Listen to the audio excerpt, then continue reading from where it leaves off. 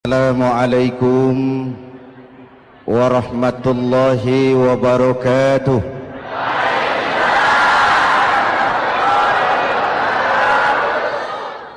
Alhamdulillah wassalatu wassalamu ala Rasulillah Sayyidina Muhammad ibn Abdullah wa ala alihi wa sahbihi wa mawala, amma ba'du.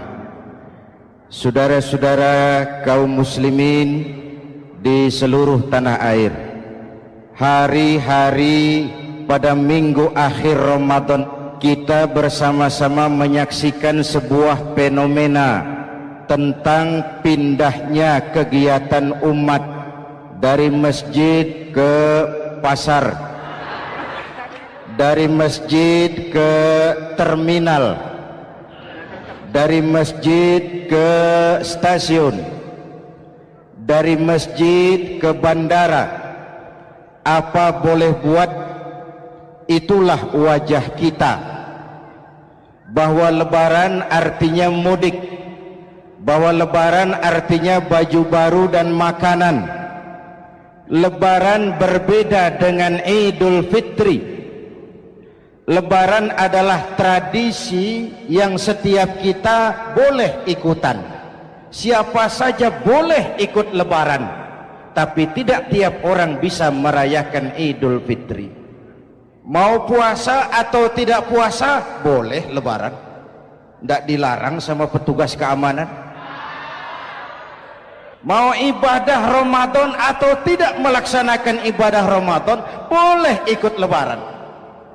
Tapi tidak berarti merayakan Idul Fitri, karena selalu ada kos dari apa saja yang kita lakukan. Saya mau cerita, mau dengar nggak? Ada dokter gigi, dokter baru. Satu sore praktek, pasiennya 4 orang nunggu duduk jejeran. Dipanggil pasien pertama, diperiksa, berlubang giginya, dicabut tanpa dibius. Namanya dokter baru. Pasien ini teriak, aduh sakit dok, tidak kuat, sakit. Teriakannya keras sekali. Pasien yang 3 orang yang nunggu gemeter, Pak. Lari semua.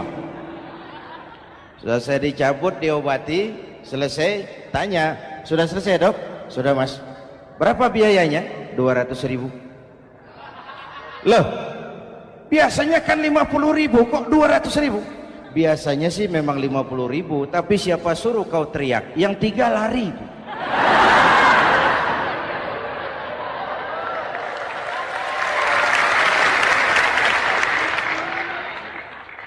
Cerita pendek ini ingin berpesan kepada kita, selalu ada ongkos yang harus kita bayar dari apa saja yang kita lakukan. Mau ibadah atau tidak, mau jadi orang baik-baik atau jadi bajingan paling tengik, mau berbuat salah atau berbuat soleh, selalu ada kosnya, selalu ada ongkosnya. Kita bicara kembali kepada fitrah, Idul Fitri. Bagaimana caranya? Pertama, saya ingin mengutip bagian pendek dari ayat 185 Al-Baqarah. Walitukmilul iddata walitukabbirullaha ala ma hadakum wala'allakum tashkurun. Ada 4 hal dari cuplikan ayat pendek ini. Pertama, walitukmilul iddata, hendaknya engkau sempurnakan jumlah bilangan hari puasamu. Berpuasa sebulan penuh.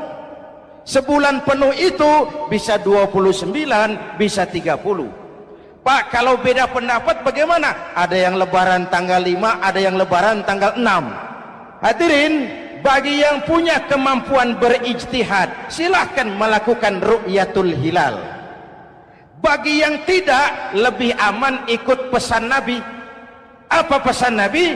Fa iza ikhtalaftum fa alaikum bis-sawadil a'zam ma'al haqqi wa ahlihi. Kalau kamu berbeda pendapat, ikut golongan terbanyak yang benar dan ahlinya. Jadi walaupun banyak, kalau tidak benar dan bukan ahlinya, tidak usah ikutin. Banyak benar dan ahlinya. Contoh, 100 insinyur berbeda pendapat dengan 10 kiai tentang doa kunut. Yang diikuti pasti 10 kiai, bukan 100 insinyur. Betul? Atau sebaliknya, 10 insinyur berbeda dengan 100 kiai tentang konstruksi jembatan. Yang diikuti tentu 10 insinyur, benar dan ahlinya. Maka yang paling aman, kita punya Departemen Agama. Departemen Agama punya ahli dari MUI, dari Nahdlatul Ulama, dari Muhammadiyah, dari Al-Wasliyah, dari Syarikat Islam, dikumpulkan melakukan ru'yatul hilal. Yang paling aman, dengerin saja pengumuman Departemen Agama.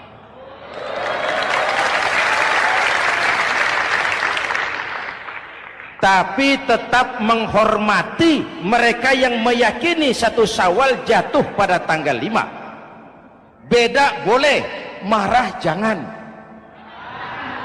Jelas?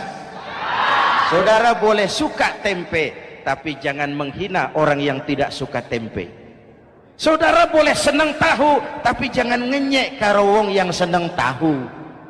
Hadirin yang saya hormati, walitukmilul iddata, kalau mau kembali kepada fitrah, sempurnakan jumlah bilangan hari puasamu.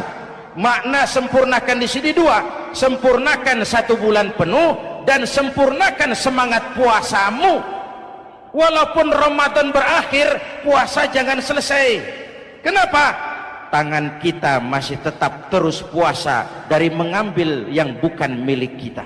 Lidah kita walaupun Ramadan sudah selesai tetap berpuasa dari memfitnah dan menggunjing orang lain. Kaki kita walaupun Ramadan sudah selesai tetap puasa dari berjalan ke tempat yang tidak baik. Perut kita tetap berpuasa dari kemasukan barang-barang yang haram. Sempurnakan semangat puasamu. Sikap disiplin, sikap jujur, merasakan kehadiran Allah dekat dalam hidup. Nih contoh ringan. Tadi waktu asar dan zuhur, saudara sholat apa tidak? Sholat. Waktu sebelum sholat kan berwudu. Ketika berwudu kan berkemur. Umpama waktu berkemur itu saudara korupsi, sedikit saja airnya saudara minum, saya yakin jangankan petugas keamanan, teman wudhu sebelah pun tidak akan tahu kalau waktu berkemur saudara korupsi. Kalau selesai Ramadan ini diterjemahkan, insya Allah negara kita bersih, berkurang korupsinya. Hadirin yang saya cintai, saya kembali kepada pesan Al-Baqarah 185 tadi.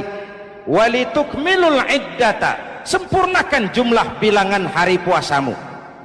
Puasa sebulan penuh dan kemudian lanjutkan semangat Ramadan. Disiplin, merasakan diri di bawah pengawasan Allah. Sekarang ini Allah ditekan.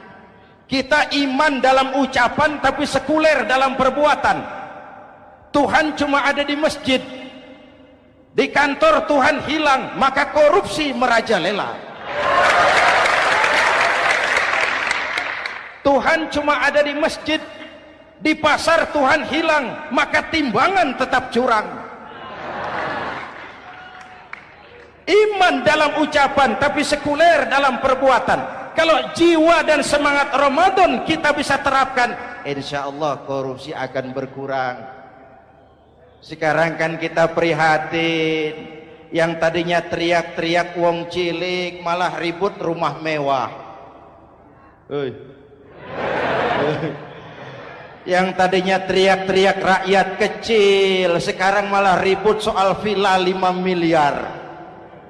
Ini kan menyedihkan, memilukan dan memalukan. Tidak punya sense of crisis. Nah, saya juga nggak tahu apa itu. Udah dengerin aja, kenapa sih? Usil bener. Padahal ekonomi kita masih terpuruk, lapangan kerja sulit, jumlah pengangguran rata-rata 2 juta orang per tahun, lapangan kerja baru sulit terbuka karena investor jangankan yang dari luar mau masuk, yang di dalam siap-siap keluar.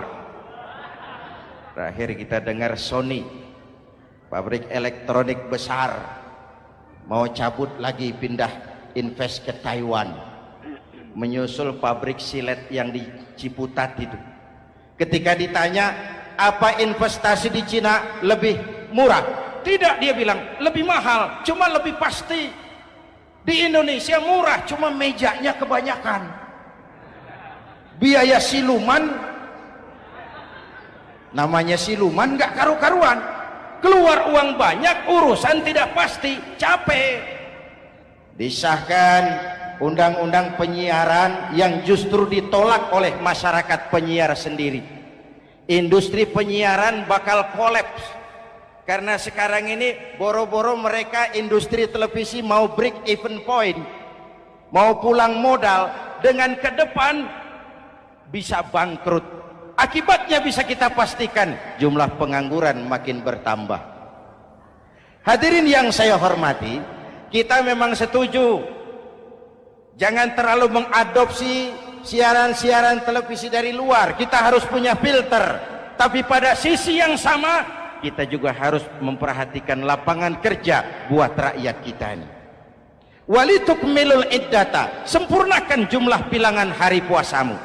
Kalau jumlah hari puasa sudah sempurna, tuntunan yang kedua dari Al-Quran, walitukabbirullah, hendaknya engkau agungkan nama Tuhanmu. Takbiran, takbiran itu bisa sendiri, bisa berjamaah, bisa di rumah, bisa di masjid, bisa di surau, bisa dengan pawai keliling, asal dilaksanakan dengan tertib dan tidak mengganggu lalu lintas umum. Prakteknya yang terjadi, pawai keliling itu mengganggu ketertiban umum, perang petasan, mengganggu lalu lintas. Terjadi macam, ada yang takbiran bawa bendera partai. Innalillahi wa inna ilaihi raji'un. Ini takbir politik. Hadirin yang saya hormati, kalimat takbir dalam kondisi kita, saya ingatkan kepada satu ungkapan Bung Tomo. Bung Tomo, pelaku sejarah, tokoh 10 November yang dikenal sebagai Hari Pahlawan, dalam satu pidatonya saya ingat pernah berkata, andai kata tidak ada kalimat takbir, ini ungkapan Bung Tomo, andai kata tidak ada kalimat takbir, saya tidak tahu dengan apa saya harus menggerakkan putra-putra terbaik bangsa untuk bangkit berjuang melawan penjajah.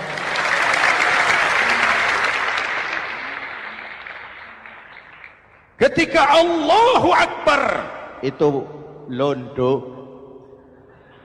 kelihatannya kecil, meriam nggak meleduk.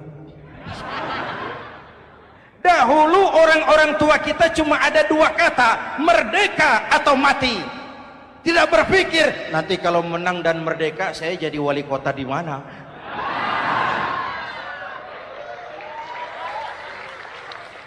Kalimat takbir, bangsa ini harus bangkit dari keterpurukan. Bangsa ini harus bangkit mengejar ketinggalan-ketinggalannya. Bangsa ini tidak boleh terpuruk terus, dan semangat takbir harus menjiwai kita. Tidak ada capek dalam perjuangan, tidak ada puas dalam upaya. Keberhasilan cuma pengantar ke arah keberhasilan yang lebih baik lagi. Walitukabbirullah, hendaknya engkau agungkan nama Tuhanmu. Nama Allah menjadi motivasi besar dalam kehidupan kita. Ini pesan Quran Al-Baqarah 185. Pesan kedua, setelah sempurnakan jumlah bilangan hari puasamu, agungkan nama Tuhanmu. Takbiran.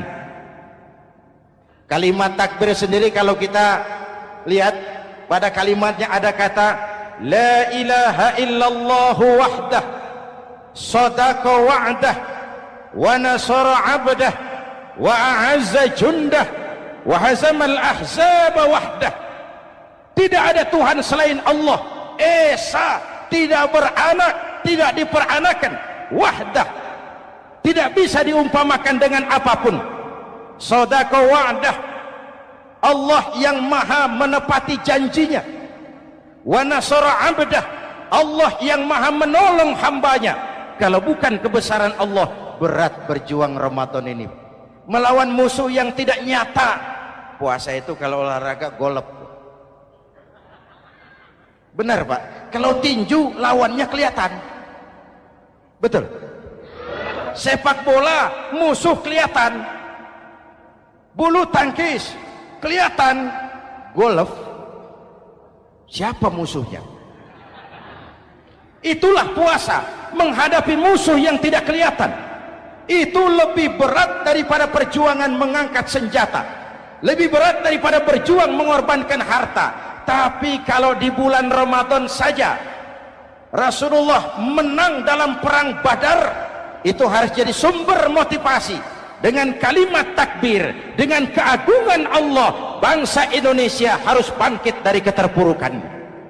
Ibu bapak hadirin yang saya hormati, jadi bukan akhir Ramadan lalu sibuk beli baju.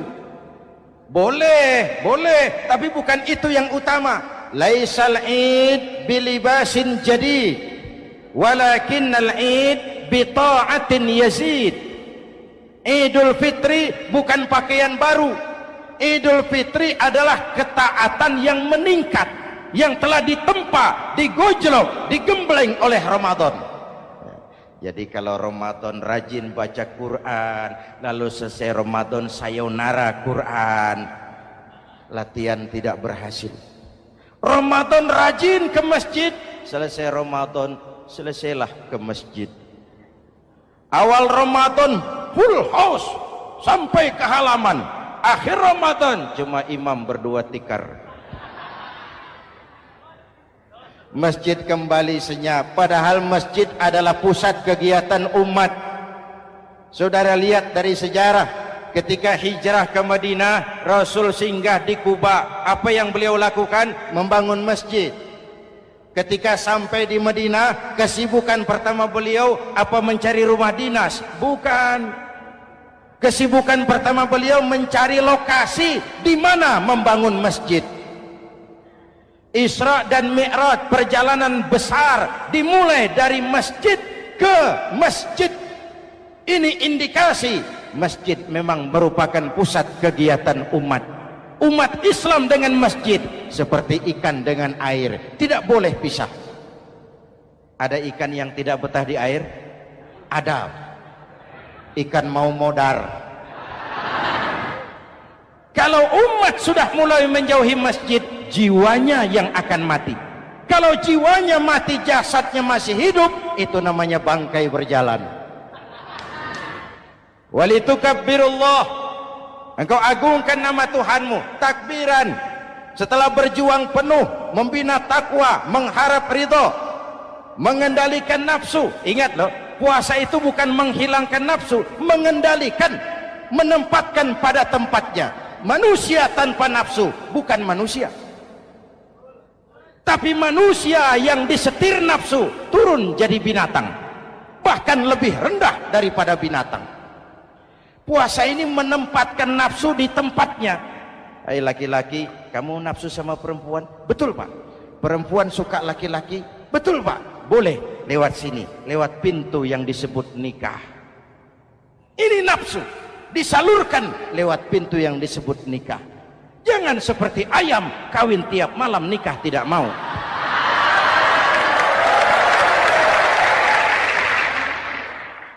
Hai manusia, nafsu kepada materi, kepengen kaya? Iya Pak, boleh. Usaha yang halal, jual beli yang halal. Wa ahallallahu al-bai'a wa harrama riba. Allah halalkan jual beli. Jangan ingin kaya lalu makan renten, ingin kaya lalu korupsi, ingin kaya lalu buka peternakan tuyul. Manusia ingin berkuasa, boleh, tapi tetap punya etika dan moral. Jangan ingin berkuasa lalu fitnah, ingin berkuasa lalu mengadu domba orang, ingin berkuasa lalu menghalalkan segala cara. Puasa menempatkan nafsu pada tempatnya. Manusia yang dikendalikan nafsu lebih puas daripada binatang. Saya punya ungkapan lama, sebuas-buasnya kerbau makanannya tetap rumput. Saya belum pernah dengar ada kerbau terlalu buas lalu makan roti. Betul? Tapi manusia kalau sudah dikendalikan nafsu, manusia bukan cuma makan nasi, aspal, semen, kertas, minumnya solar, jauh lebih puas daripada binatang. Inilah puasa, arep nguwong ke wong, agar manusia itu jadi dirinya, fitrahnya, jangan dikendalikan oleh nafsu. Kita ini sudah diciptakan fi ahsani taqwim. Hadirin, yang ketiga pesan Al-Baqarah 185 tadi, setelah sempurna jumlah bilangan hari puasa lalu mengumandangkan takbir, membayar zakat fitrah. Kenapa itu kita lakukan? Mengagungkan nama Allah, ala ma hadakum, agungkan nama Allah yang telah memberikan hidayahnya kepadamu. Masya Allah nih, hidayah, kita bersyukur. Hidayah ini hak prerogatif Allah, diberikan kepada siapa saja yang dikehendaki oleh Allah. Kita bisa lihat dalam sejarah, ada anak Nabi tidak mendapat hidayah, tidak terpanggil mengikuti kebenaran yang disampaikan oleh bapaknya, namanya Kan'an, putra Nabi Nuh. Ada ayah Nabi bernama Azar, ayah Nabi Ibrahim, putranya penegak tauhid, ayahnya produsen berhala. Ada istri Nabi, istrinya Nabi Lut, tidak mendapat hidayah, tidak terpanggil mengikuti kebenaran. Lalu Abu Jahal, Abu Lahab, paman Nabi, melihat Nabi, menyaksikan mukjizat, mendengar wahyu, melihat tutur kata Nabi, hidayah tidak datang kepada dia, maka mereka tidak terpanggil mengikuti kebenaran. Kita alhamdulillah keponakan Nabi saja bukan, mendapat yang namanya hidayah ini. Ini harus kita pelihara, kita jaga baik-baik, karena ini merupakan hak prerogatif Allah. Yahdi man yasha, diberikan kepada siapa saja yang dikehendakinya. Hadirin, sembari kita mengambil pelajaran tentang Kan'an yang tidak dapat, putra Nabi Nuh. Ini saya ngambil bagian cerita sejarah, masih mau dengar? Nabi Nuh diberi umur 950 tahun, berdakwah sepanjang hidup. 800 tahun beliau dakwah, dapat pengikut tidak lebih 80 orang, rata-rata 10 tahun satu. Yang dihadapi ini umat yang kurang ajar, bandel, bajingan, tengik.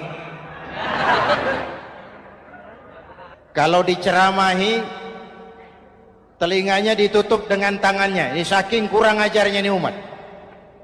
Diberikan dakwah, telinganya ditutup dengan tangan.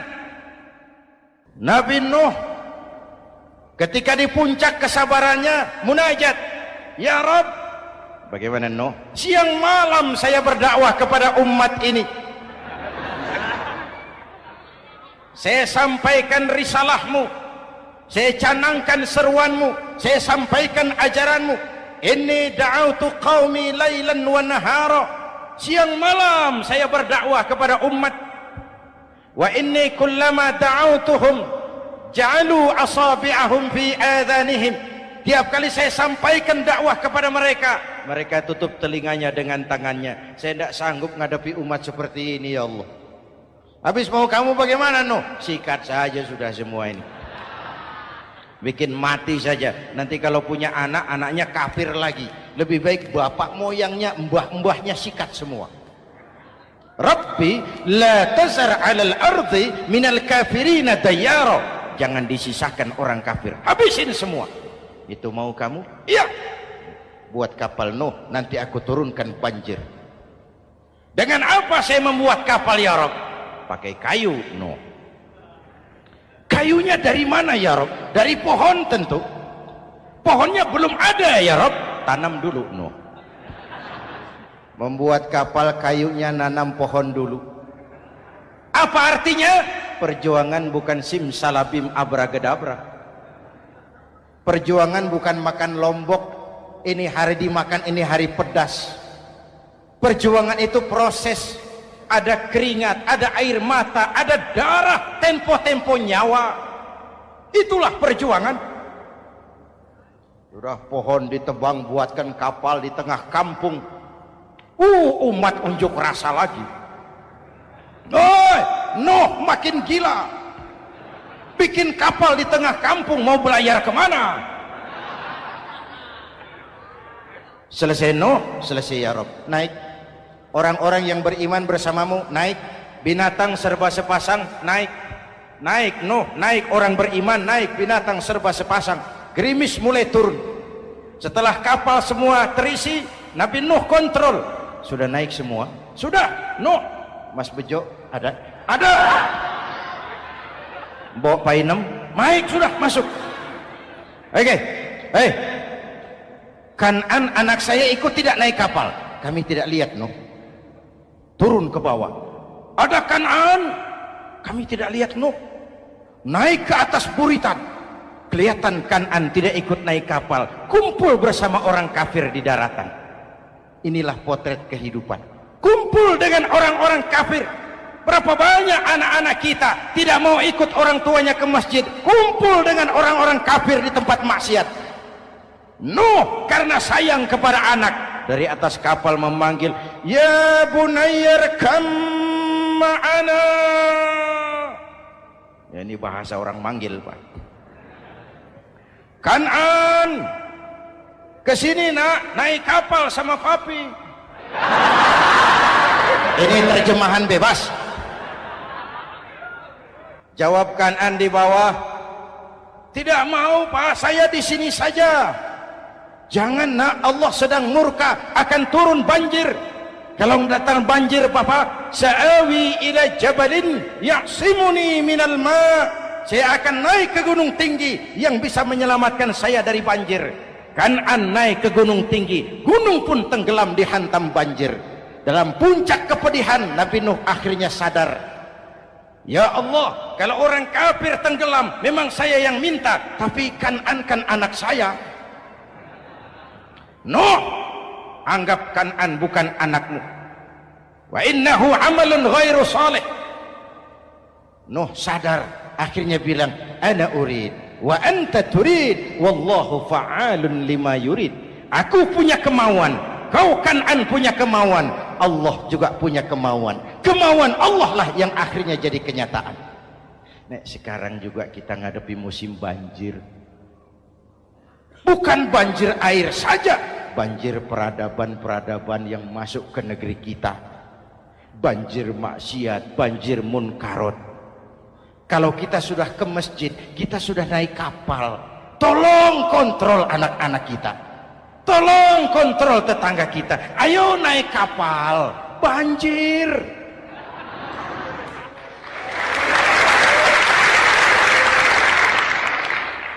Ditutup ayat ini dengan wala'allakum tashkurun. Atas hidayah yang diberikan kepada kita, kita bisa melaksanakan ibadah Ramadan, bisa takbiran, dan diakhiri dengan ungkapan tasyakkur. Tasyakkur dan tafakkur, mensyukuri nikmat. Saya berulang kali mengingatkan, nikmat bisa berubah menjadi azab kalau kita tidak pandai mensyukurinya. Bayangkan Pak, tahun 87-an kita itu jadi negara yang berswasembada pangan. Beras kita cukup untuk rakyat kita. Sekarang kita jadi pengimpor beras terbesar. Kita beli beras ke Vietnam, kita beli beras ke Thailand, ke negara-negara yang lebih kecil dari kita. Kenapa? Karena sawah kita tanami gedung dan beton. La in syakartum la azidannakum wa la in kafartum inna adzabi lasyadid.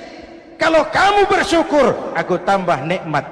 Kalau kamu ingkar, tidak pandai bersyukur, awas, azabku pedih.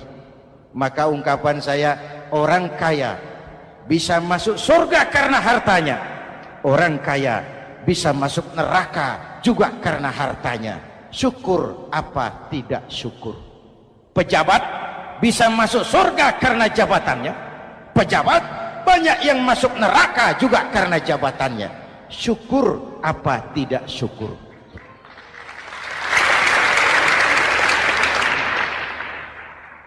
Orang alim, kiai bisa masuk surga karena ilmunya. Orang alim pun bisa masuk neraka lebih dulu dari penyembah berhala juga karena ilmunya. Syukur apa tidak syukur?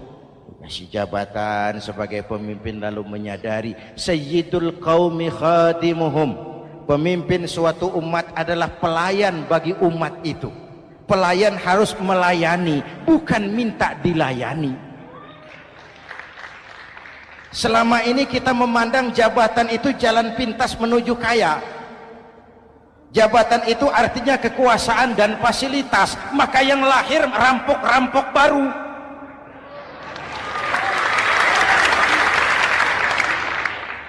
Jabatan adalah alat untuk pengabdian di tengah rakyat yang sedang susah, di tengah negara yang sedang terpuruk. Kita memerlukan pemimpin-pemimpin yang sadar sayyidul qaumi khadimuhum. Pemimpin suatu kaum adalah pelayan bagi kaum itu sendiri. Ibu bapak hadirin yang saya hormati, dengan mensyukuri itu maka makna Idul Fitri meresap kembali kepada fitrah kita sebagai manusia, fitrah kesucian. Secara sederhana orang gambarkan kembali kepada fitrah seperti bayi baru dilahirkan oleh ibunya, bersih, suci, tanpa dosa, lantaran sudah dibersihkan oleh ibadah Ramadan. Tapi para ulama khalaf ada yang mengartikan fitrah itu kecenderungan kepada kebajikan, kecenderungan kepada kebaikan. Itu juga fitrah. Kembali kepada fitrah manusia, kecenderungan untuk berbuat baik. Kita lahir bayi, tidak punya dosa, betul? Tidak ada dosa warisan dalam Islam. Kalau harta warisan ada, dosa warisan tidak. Karena itu dalam Islam juga tidak ada penebusan dosa. Kalau dosa bisa ditebus dengan uang, tentu Menteri Keuangan nomor 1 masuk surga.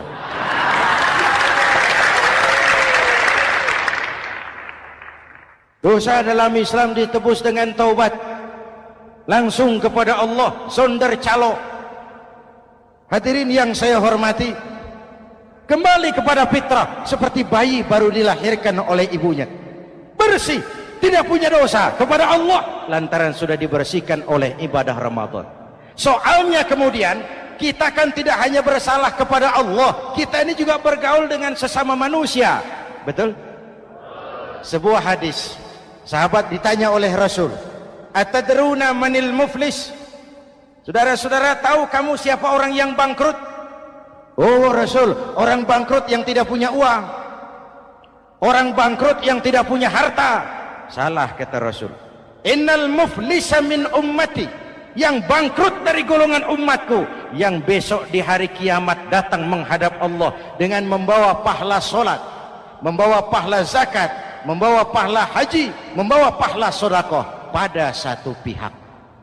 Sementara pada sisi yang lain sebelah kiri, orang ini juga datang membawa kesalahan karena pernah mencaci maki orang, pernah memfitnah orang, pernah memakan harta orang dengan cara yang zalim.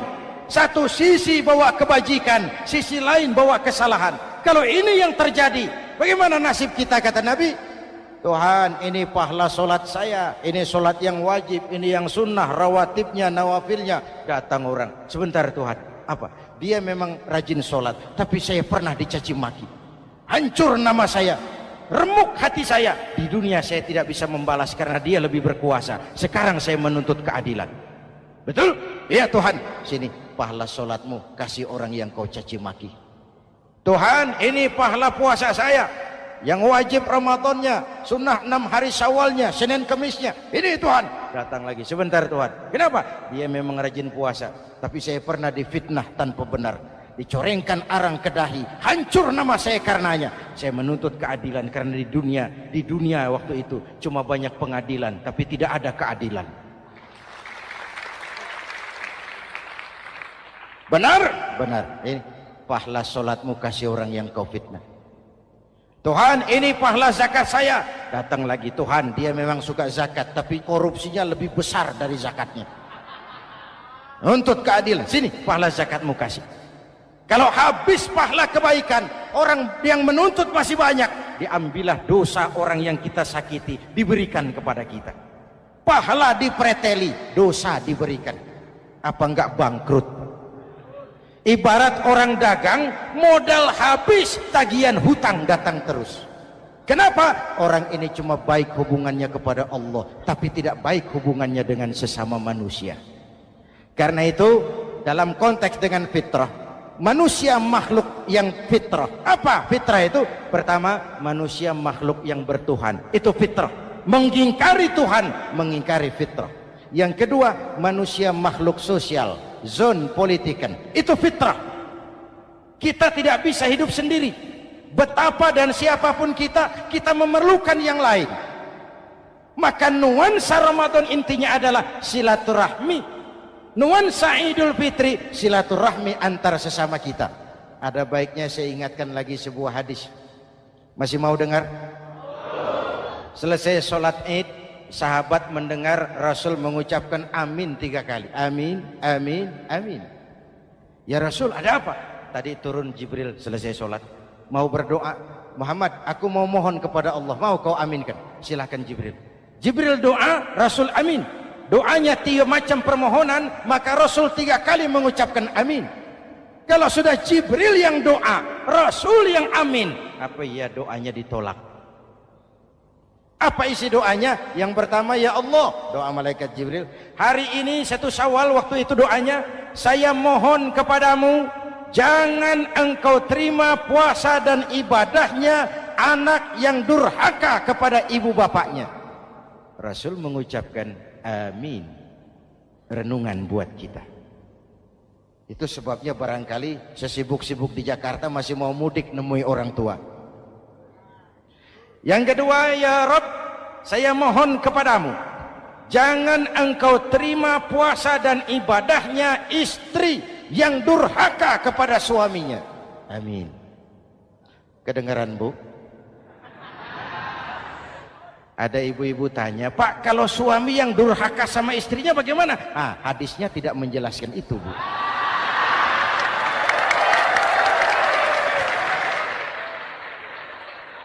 Lo menang sendiri. Yang jelas suami itu presiden rumah tangga, dimintakan tanggung jawab tentang istrinya. Nah istri swargo manut neraka kadut. Ketika pulang Isra Mi'raj saja Rasul bercerita, aku diperlihatkan neraka. Neraka ya Rasul? Iya. Lalu aku lihat isinya kok kebanyakan perempuan. Perempuan. Laki bagaimana? Laki juga tidak sedikit. Cuma kebanyakan perempuan. Ya Rasul, apa mereka tidak sholat? Sholat. Apa mereka tidak ngaji? Oh, rajin mereka sama suaminya. Kenapa banyak mereka di sana? Rasul senyum dan menjawab, hunna yakfurnal asir. Umumnya perempuan kurang bisa terima kasih sama suaminya.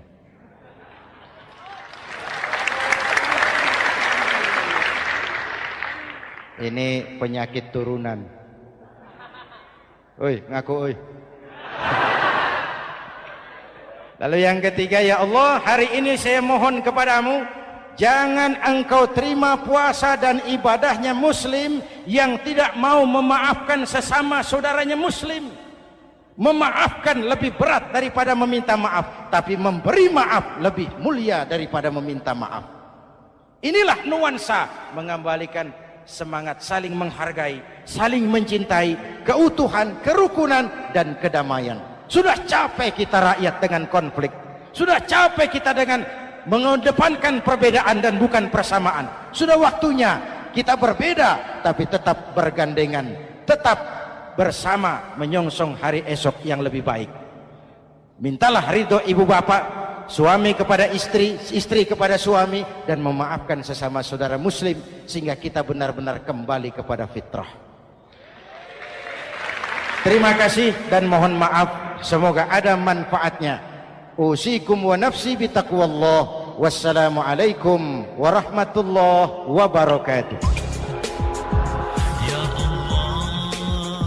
Salah satu keistimewaan Ramadan adalah karena di dalamnya terdapat satu malam yang mempunyai bobot khairun min alfi syahrin. Satu malam tetapi lebih baik daripada 1000 bulan. Kita sebut itu sebagai Lailatul Qadar. Kapan sih Lailatul Qadar itu? Dan bagaimana kita harus menyikapinya? Sepakat sebagian besar para ulama berdasarkan riwayat dari hadis bahwa Lailatul Qadar itu jatuh pada malam-malam ganjil, salah satu dari malam-malam ganjil di 10 yang akhir dari bulan Ramadan. Bisa dia tanggal 21, 23, 25, 27, 29 di malam-malam ganjil dari 10 yang akhir. Inilah rahasia kenapa baginda Rasul kalau sudah masuk 10 yang akhir dari Ramadan, hamparkan, sing-singkan lengan baju, hamparkan sajadah, dan lebih banyak di masjid ketimbang di rumah. Ini bedanya baginda Rasul dengan kita. Kita sudah memasuki 10 yang akhir, gulung sajadah. Tengok 10 yang akhir tuh. Barisan tarawih di masjid mulai mengalami kemajuan. Orangnya makin susut. Sudah berpikir mudik, sudah berpikir beli pakaian baru, sepatu baru, baju buat anak, oleh-oleh buat orang tua, sehingga konsentrasi ibadah buyar. 10 yang akhir Rasulullah sing-singkan lengan baju, hamparkan sajadah, lebih banyak di masjid ketimbang di rumah. Nah, mereka tentu yang ingin mendapatkan Lailatul Qadar, menemukan Lailatul Qadar, harus sudah berniat dan berjaga-jaga sejak awal Ramadan. Jadi tidak bisa pakai ilmu untung-untungan. 20 Ramadan tidak tarawih, 21 berangkat ke masjid, 22 libur lagi, 23 masuk. Kenapa? Wah, ini malam ganjil. Tidak seperti itu moralitasnya. Dia berjaga-jaga sejak awal Ramadan untuk mendapatkan Lailatul Qadar ini. Bagaimana kita harus menyikapi Lailatul Qadar ini? Tentu kita harus melihatnya dari sisi betapa rahman dan rahimnya Allah itu. Maha kasih, maha penyayang, maha pengampun, maha menerima taubat. Umat-umat terdahulu sebelum kita diberikan umur yang relatif panjang. Nabi Adam 2000 tahun. Nabi Nuh 950 tahun. Rata-rata umatnya ya sekian itu umurnya. Jadi secara hitung dagang, kalau 300 tahun mereka bergelimang dosa, kan masih punya stok 400 tahun untuk bertaubat. Umpama hitung-hitungannya harus begitu. Kita umat Nabi Muhammad ini, umat terakhir ini, diberikan umur yang relatif pendek. Bahkan kalau mencontoh kepada Rasul, 63 tahun beliau wafat meninggalkan kita semua. 63 tahun. Taruhlah kita seperti itu. Kalau 40 tahun kita bergelimang dosa, sisa umur cuma 33 tahun, ditebus dengan taubat seperti itu, kan belum seimbang neracanya. Apa dosa lalu harus tidak terampuni? Apa tidak ada peluang untuk melakukan pemutihan terhadap seluruh kesalahan yang pernah kita lakukan? Dari sisi inilah kita melihat makna Lailatul Qadar. Allah yang maha pengasih, Allah yang maha penyayang, seakan tidak langsung saja bilang, "Hai umat Islam, sekalipun umurmu relatif pendek, kau jangan pesimis, kau jangan skeptis. Sekalipun begitu banyak kesalahan kau lakukan, dosa kau tumpuk, dan umurmu relatif pendek, jangan sedih. Aku berikan kepadamu waktu dan tempat yang punya nilai spesifik. Waktu dan tempat yang punya nilai istimewa. Tugasmu memanfaatkan peluang yang diberikan itu." Itu sebabnya ada penggandaan nilai pahala. Sholat berjamaah pahalanya 27 kali lipat daripada sholat sendiri. Beribadah di hari Jumat mendapat tambahan pahala. Sholat di Masjidil Haram di Mekah 100.000 kali pahalanya ketimbang di masjid-masjid biasa. Itu tidak lalu berarti sudah sholat di sana lalu berhenti lagi sholat di mana-mana karena merasa sudah banyak stok. Sudah punya banyak devisa. Bukan itu pengertiannya. Ada ruang dan waktu yang punya nilai istimewa. Kalau kita pandai memanfaatkannya, maka nilai lipat-kelipatan dari ibadah kita itu diberikan oleh Allah Subhanahu wa ta'ala. Itulah sebabnya Allah menyediakan ada bulan istimewa Ramadan. Ada hari istimewa Jumat, ada waktu istimewa sepertiga malam yang akhir, ada tempat istimewa Arafah, Mina, Multazam, Raudhah, Zamzam. Ada waktu yaitu Lailatul Qadar. Satu malam lebih baik dari 1000 bulan. 1000 bulan itu kan 83 tahun. Dan jarang orang sekarang yang mencapai umur 83 tahun. Yang kedua, kita harus melihat Lailatul Qadar ini dari perspektif kita sebagai manusia. Tidak ada orang yang tidak pernah salah. Sengaja atau tidak, kecil atau besar, khilaf atau terpaksa, setiap kita mesti pernah melakukan kesalahan. Ya kepada sesama manusia, ya juga kepada Allah. Salah kita kepada Allah, kita bertaubat langsung kepadanya. Sampai-sampai di hadis kursi dikatakan, "Lau amiltumul khataya hatta mala'atis sama, thumma nadimtum fataballahu alaikum." Kalaupun kamu berbuat dosa, penuh langit dengan dosamu, kemudian kamu menyesal, bertaubat, Allah pasti akan menerima taubat kamu. Lalu bagaimana sih taubat yang sebenarnya itu? Kata para ulama, taubat yang sebenarnya itu pertama, meninggalkan perbuatan jahat. Yang kedua, berjanji tidak akan pernah mengulanginya lagi. Yang ketiga, menyesal pernah melakukannya. Inilah 3 syarat utama. Pertama, meninggalkan perbuatan jahat itu. Bertaubat dari minuman, tinggalkan total. Bertaubat dari judi, tinggalkan total. Bertaubat kepada Allah dari melakukan maksiat, tinggalkan secara total. Meninggalkan perbuatan jahat. Dan total, tidak angin-anginan. Yang kedua, berjanji tidak akan mengulanginya lagi. Tidak akan pernah lagi saya berjudi. Tidak akan pernah lagi saya berzina. Tidak akan pernah lagi saya mencuri. Berjanji tidak akan mengulangi. Dan yang ketiga, menyesal telah pernah melakukan itu. Bukankah kadang-kadang kita berkata, saya sekarang sudah tua, dulu waktu muda saya sudah puas. Bukan menyesal, puas. Sekarang saya sudah tua, dulu waktu muda sudah puaslah saya. Sudah pokoknya sudah puas. Bukan puas yang diminta. Menyesal. Kenapa dahulu begitu? Kenapa telah melakukan itu? Inilah makna taubat yang sebenarnya. Pemirsa TV7 yang berbahagia. Orang yang beribadah Ramadan dengan baik, melaksanakan taubat dengan benar, diterima taubatnya, pantas dia keluar dari Ramadan, masuk 1 Syawal, pantas jika ia masuk dalam golongan minal aidin wal faizin. Masuk dalam golongan orang yang kembali. Kembali kemana? Kembali kepada fitrah.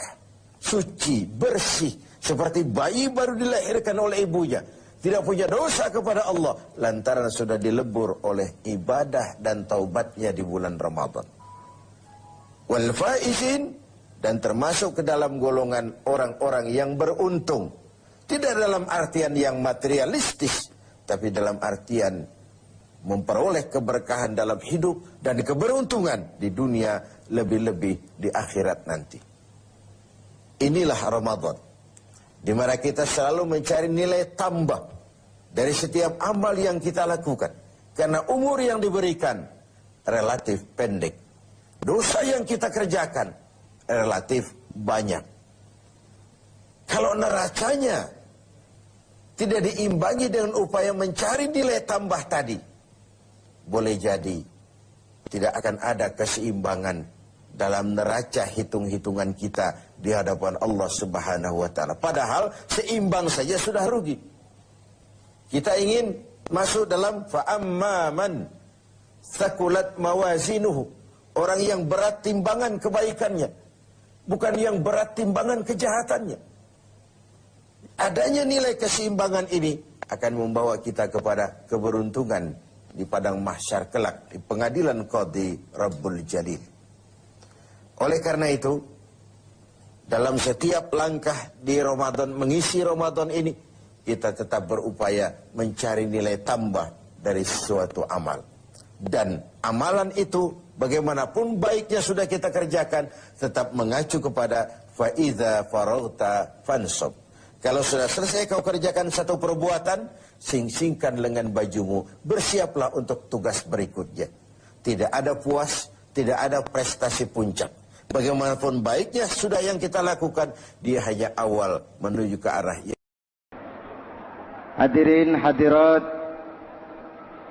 ma'asyiral muslimin yang saya cintai, Ramadan adalah madrasah, sekolah, tempat di mana kita banyak sekali belajar tentang hidup dan kehidupan, supaya kita lebih siap menghadapi hidup, supaya kita punya wawasan, supaya kita mampu melihat persoalan jauh ke depan, supaya kita tidak terjebak pada keuntungan sesaat tapi merugikan jangka panjang. Malam ini saya ingin mengajak kita semua melihat kurikulum Ramadan. Pelajaran apa yang diberikannya kepada kita? Pertama, Ramadan mengajarkan kita menjadi orang-orang yang sabar, ulet, dan tahan uji. Ini zaman di mana persaingan tajam. Betul? Jangankan jadi pejabat tinggi, jangankan jadi pengusaha sekarang ini, jadi kiai saja kalau tidak sanggup bersaing,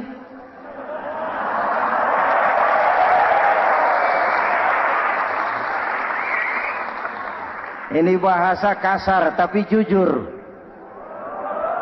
Karena orang sekarang hidup di zaman banyak pilihan. Akibat persaingan yang semakin tajam, orang sering kehilangan kesabaran. Kepengen cepat kaya, lalu tidak sabar. Makan renten, nipu orang, buka peternakan tuyul, korupsi. Sekarang ini kan lagi santer Bulog Gate jilid 2. Rupanya memang tajam uang Bulog itu. Bulog sudah memakan salah seorang mantan ketuanya. Berdoa Amang. Bulog sudah memakan seorang presiden. Sekarang Bulog sedang mengarah kepada ketua DPR. Kita lihat hasilnya.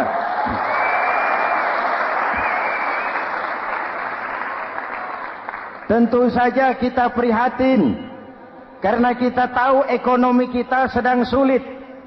Hutang melilit leher, tetapi pada sisi lain kita melihat enak saja uang mengalir puluhan miliar untuk sesuatu yang tidak terkait dengan kepentingan rakyat.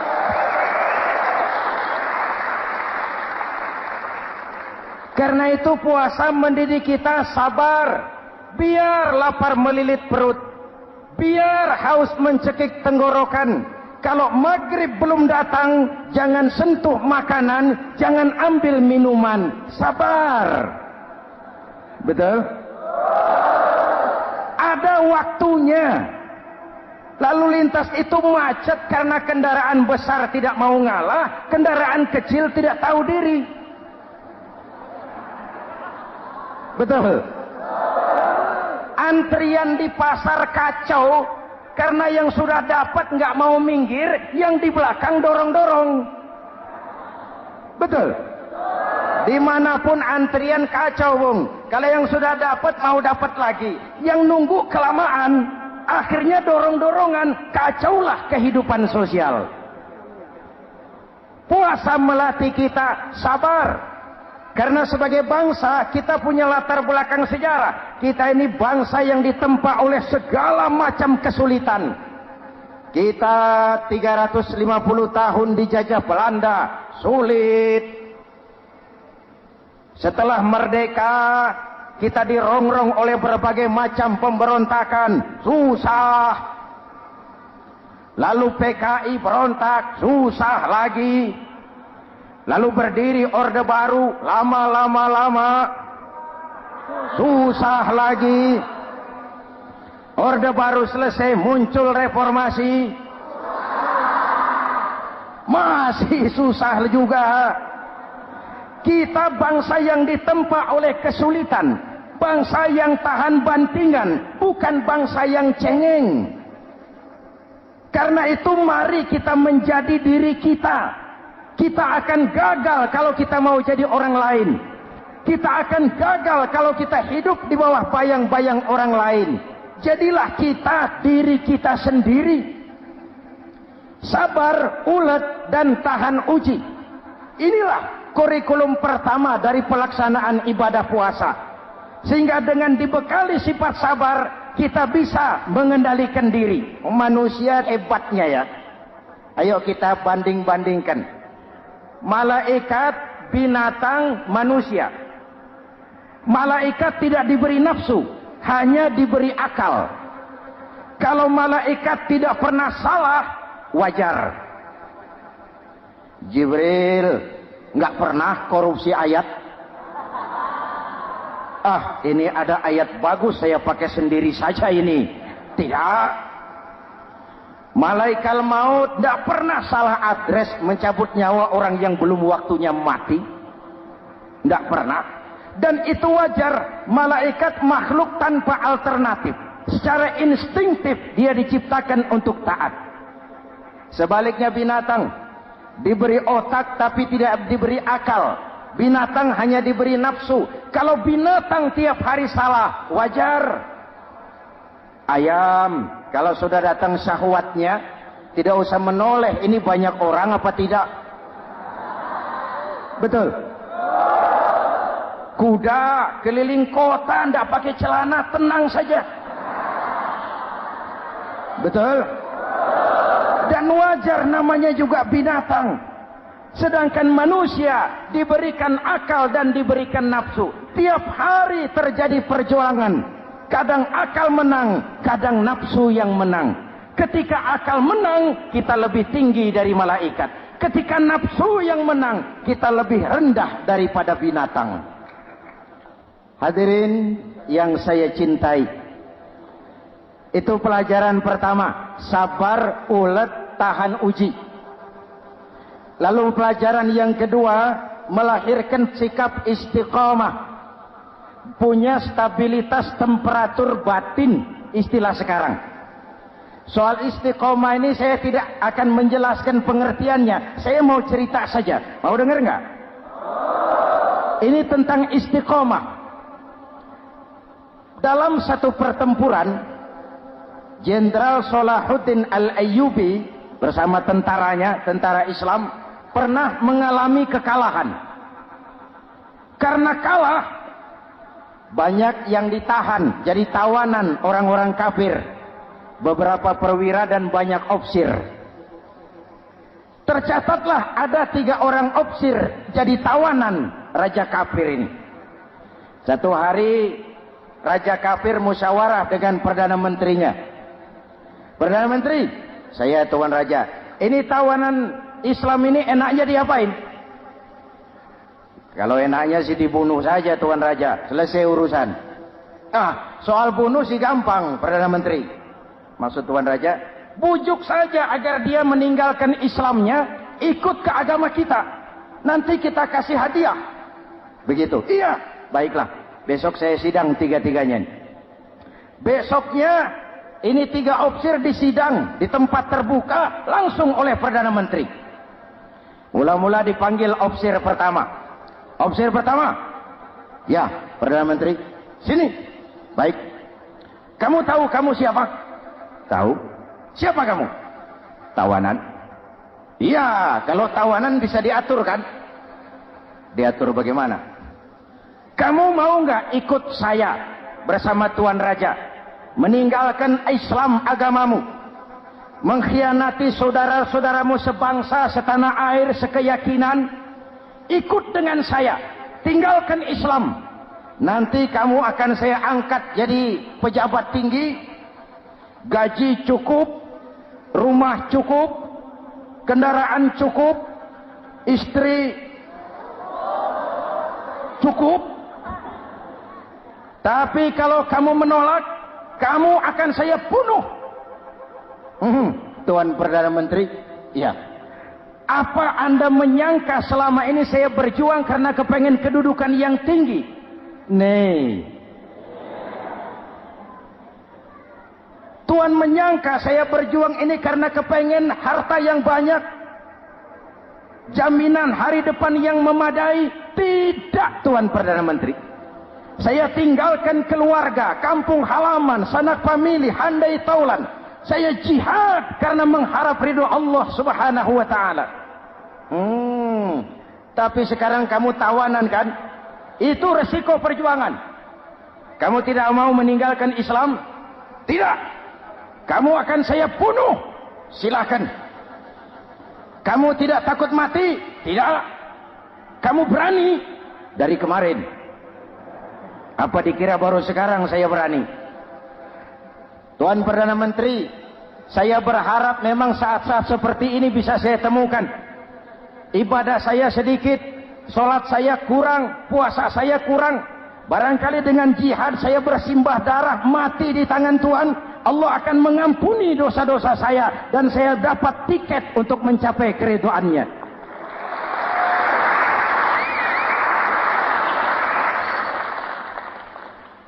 Gila kamu, biarin. Kalau ini Tuan anggap gila, saya bisa berbuat lebih gila dari ini. Saya bunuh kamu, bunuh. Algojo dipancung, deal.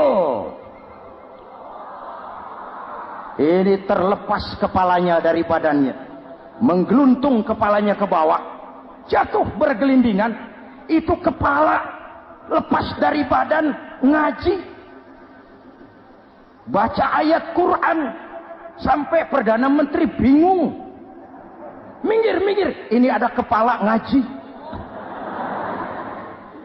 Ayatnya yang dibaca, ya ayyatuhan nafsul mutmainnah, irji'i ila rabbiki radiyatan mardiyah.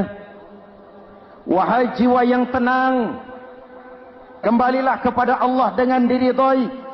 Masuklah ke dalam golongan hamba-hambaku dan masuklah ke dalam surgaku. matanya terpejam rapat, bibirnya tersenyum. Dia gugur sebagai syahid karena membela keyakinan. Dia istiqamah, tidak goyah oleh tawaran jabatan dan kedudukan yang tinggi.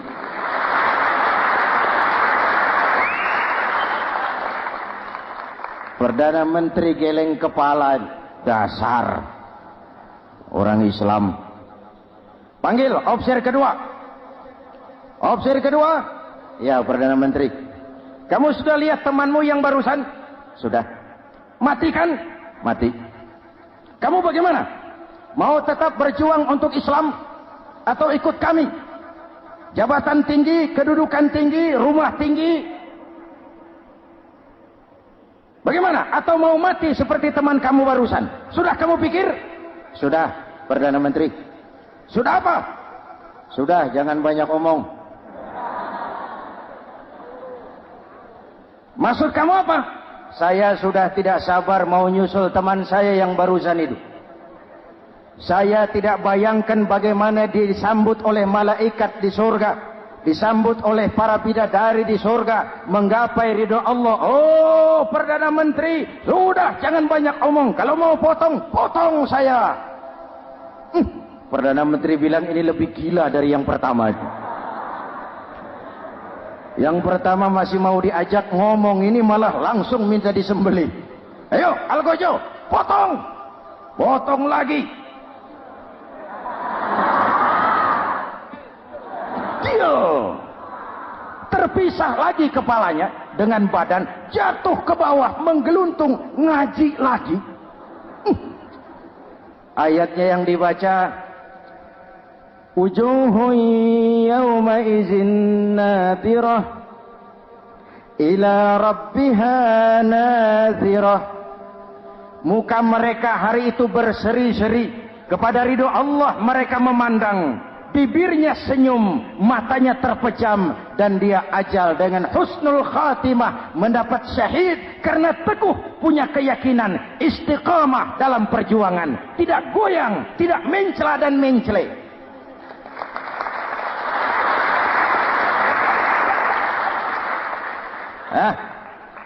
Officer ketiga, sini. Yap, siap Perdana Menteri. Kamu sudah lihat nasib dua orang teman kamu? Sudah.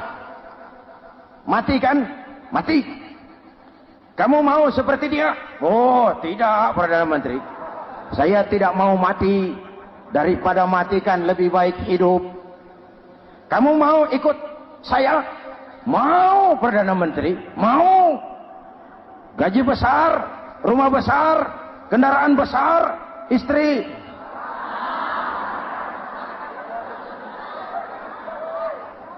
Mau, Perdana Menteri, saya mau. Daripada tidak jadi apa-apa, kan lebih baik jadi apa-apa. Daripada tidak punya apa-apa, kan lebih baik punya apa-apa. Oh, jadi kamu selama ini berjuang karena mau cari apa-apa? Iya. Bagus. Nanti saya musyawarah sama raja. Kamu diangkat jadi bupati di mana? Tunggu ya. Perdana Menteri laporan, Tuan Raja. Ya. Ini officer ketiga kelihatannya baik ini. Dia mau mengkhianati teman-temannya, sebangsa, setanah air, sekeyakinan. Mengkhianati bangsanya, meninggalkan agamanya. Dia mau ikut kita. Kita angkat jadi pejabat di mana dia? Raja senyum. Oh, soal angkat mengangkat sih gampang, Perdana Menteri. Cuma saya pikir-pikir officer ketiga ini kok tegel-tegelin. Kok sampai hati ya? Temannya sendiri, seiman, sekeyakinan, sebangsa, setanah air, dikhianati karena mengejar jabatan, harta, kedudukan. Orang itu, Perdana Menteri, kalau sudah mau mengkhianati saudaranya sendiri, apalagi orang lain.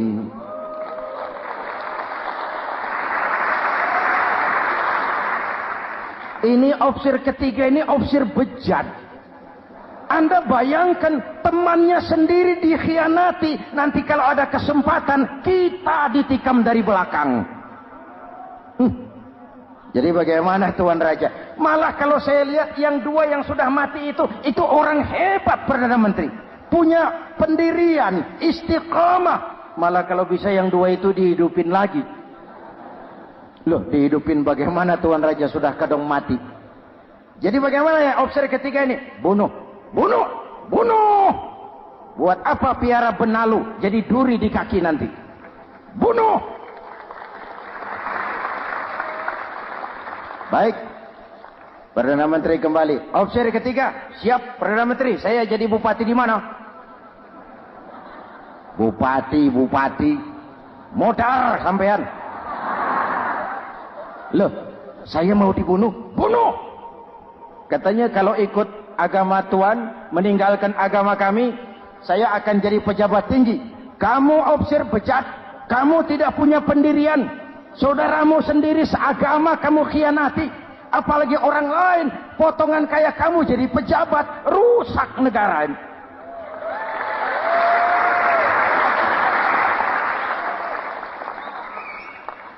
Hadirin hadirat yang berbahagia, saya lanjutkan cerita ini. Nanti kesimpulan diambil sendiri-sendiri. Jadi saya mau dibunuh Tuan Perdana Menteri. Ya, kamu mau dibunuh. Tidak jadi pejabat. Tidak. Kamu bejat. Bejat kok mau jadi pejabat. Nanti juga kalau kamu jadi pejabat, paling kerjamu memperkaya dirimu sendiri, paling banter keluargamu dan golonganmu. Rakyat tetap saja tidak terurus.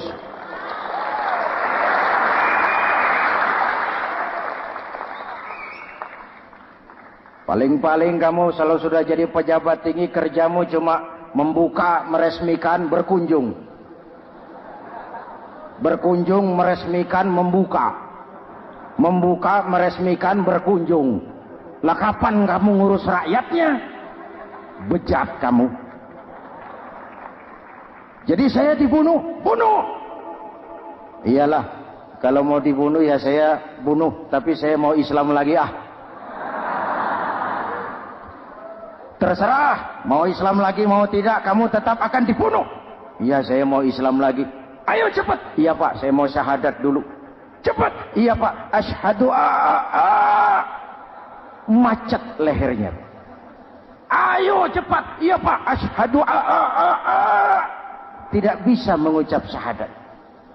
Ayo cepat. Iya Pak, asyhadu tidak tuntas mengucap syahadat, golok algojo keburu sampai di lehernya.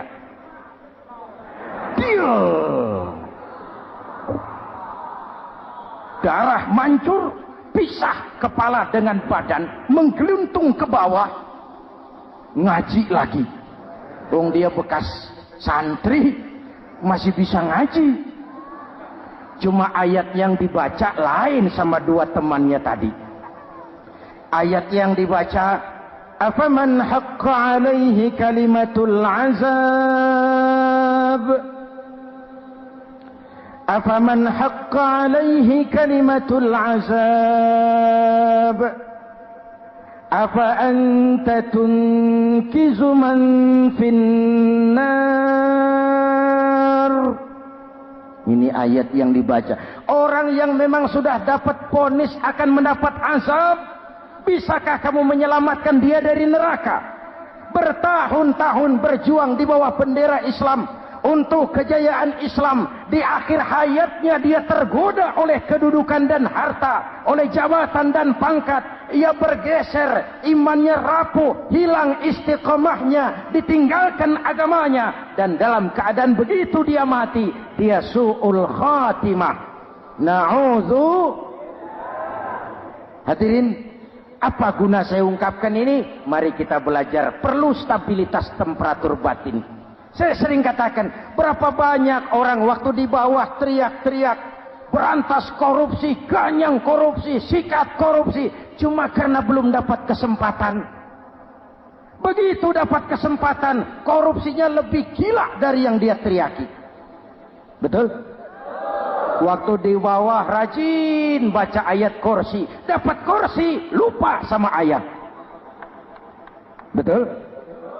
Betul? Ini yang memerlukan sikap istiqamah, konsisten. Hanya dengan semangat seperti ini, maka kita tidak akan goyah oleh tantangan yang bagaimanapun beratnya. Hadirin yang saya muliakan, Allah berjanji, orang-orang yang beriman kemudian beristiqamah, tatanazzalu alaihimul malaikatu alla takhafu wa la tahzanu, akan turun kepada mereka malaikat seraya berkata, kamu tidak usah takut, kamu tidak usah sedih, Allah akan memberikan pertolongan kepada orang-orang yang istiqamah. Ayo kita tetap istiqamah melaksanakan ibadah hanya kepada Allah Subhanahu wa ta'ala. Nah, yang ketiga, ikhlas. Allahumma lakasumtu, untuk engkau saya berpuasa. Orang mau puji atau tidak bukan soal, orang mau lihat atau tidak bukan soal. Kalau sudah berbuat, yang penting karena Allah saja. Keikhlasan itu, kalau amal kita adalah jasad, ikhlas adalah roh. Saudara, hari Jumat jam 9 pagi sudah berangkat ke masjid. Apa tidak bagus? Bagus. Sarungnya baru. Samarinda kelas BHS. Sajadah tebal. Tasbih panjang. Jam 9 sudah berangkat. Iya. Padahal sholat jam 12. Betul. Apa pahalanya besar? Nanti dulu. Itu berangkat jam 9 itu maunya apa? Pameran sarung? Atau di dekat masjid ada janda? Atau apa? Disinilah peran keikhlasan. Keikhlasan itu bukan kata. Malah kalau kita, oh saya ikhlas loh, biasanya tidak ikhlas kalau sudah ngomong begitu. Ikhlas itu amalan batin. Puasa ini menyelamatkan kita dari penyakit riya. Saya ingatkan Al-Ghazali bilang penyakit dua macam, penyakit zahir dan batin. Bedanya apa? Pertama, penyakit zahir yang punya lebih tahu dari orang lain. Tapi penyakit batin orang lain lebih tahu dari yang punya. Kalau kita punya kanker darah tinggi, kita tahu, orang lain tidak. Tapi kalau kita sombong, hasut, dengki, orang lain kadang-kadang lebih tahu dari kita yang punya. Betul? Yang kedua yang dahsyat, sehebat-hebatnya penyakit zahir cuma merusak dunia. Penyakit batin merusak dunia, menghancurkan akhirat. Ginjal mati, darah tinggi mati, tumor mati, kanker mati, leukemia mati, tapi tidak berakibat akhirat. Tidak ada penduduk neraka ditanya, kenapa kamu masuk neraka? Tumor, Pak. Tidak ada. Tidak ada. Sehebat-hebatnya penyakit zahir cuma merusak dunia, tapi penyakit batin merusak dunia, menghancurkan akhirat.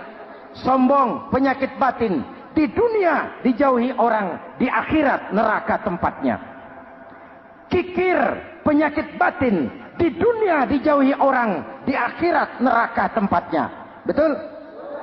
Maka Al-Ghazali heran, kalau diserang penyakit zahir kita panik, cepat-cepat cari dokter. Tapi kalau diserang penyakit batin kita tenang-tenang saja. Padahal penyakit batin merusak dunia dan lebih hebat lagi menghancurkan akhirat.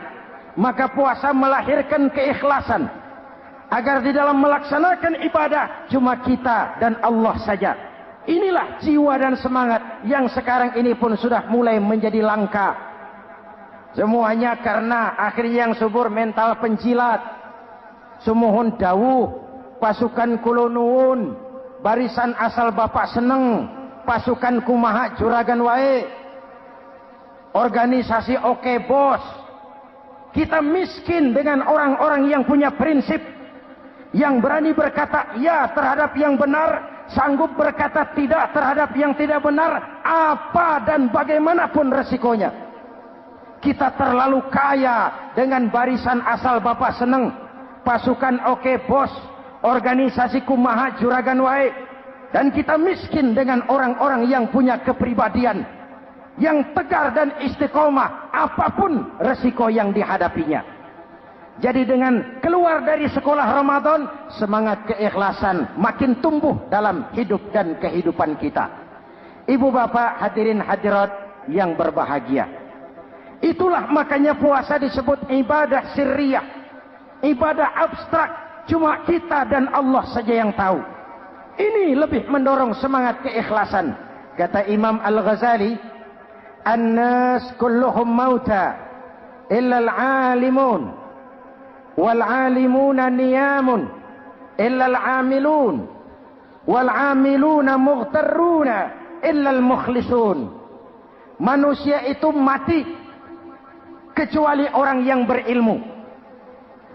Orang yang berilmu walaupun hidup tidur kecuali yang mengamalkan ilmunya. Dan orang yang mengamalkan ilmunya banyak yang tertipu kecuali yang ikhlas di dalam mengamalkan ilmunya. Manusia mati kecuali yang berilmu.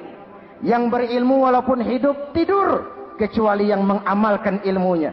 Yang mengamalkan ilmunya banyak yang tertipu, menyangka amalnya sudah banyak, sholatnya sudah hebat, zakatnya sudah luar biasa, jihadnya sudah mantap.